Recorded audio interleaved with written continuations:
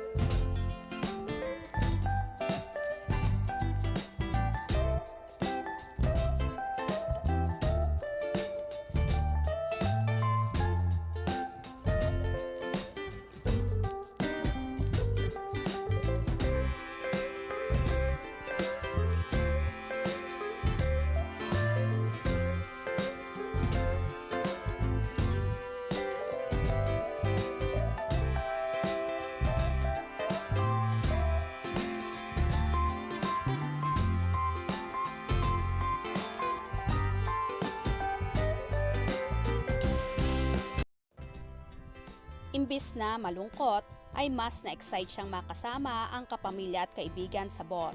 Kaya todo raw niya itong pinaghahandaan. Excited si Kim sa pagsisimula ng kanyang pinakabagong series sa Prime Video, Ang Linlang. I am very excited na mapanood siya ng mga tao and sobra akong natuwa nung nabasa kong comments nung lumalabas ang trailer namin. Kinakabahan ako. Nagdasal talaga ako bago mag alas 10 ng umaga ng Sunday dahil hindi ko alam ano yung reaksyon ng mga tao.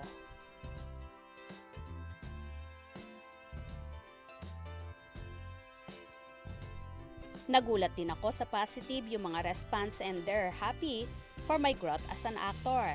Kaya kinilig talaga ako. Hindi ako nakatulog noon. Ang tagal kong nakatulog. Nagbabasa lang ako ng comments. Parang nasa Cloud9 lang ako. Makakasama niya sa series ang bigating artista sa pangungunan ni Paulo Avellino, J.M. De Guzman at Maricel Soriano.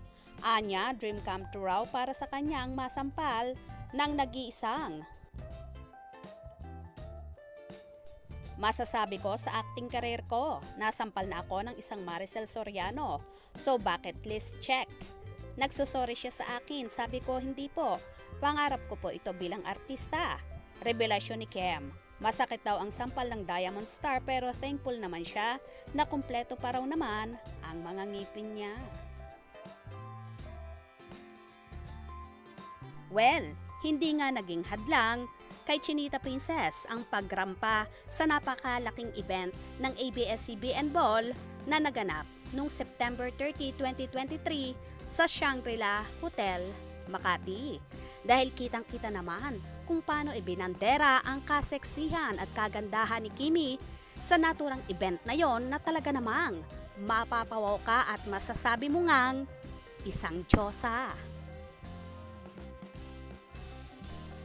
Kahit nga wala ang kanyang nobyong si Sian Lim, ay talaga namang namayagpag ang kinang ni Kimi.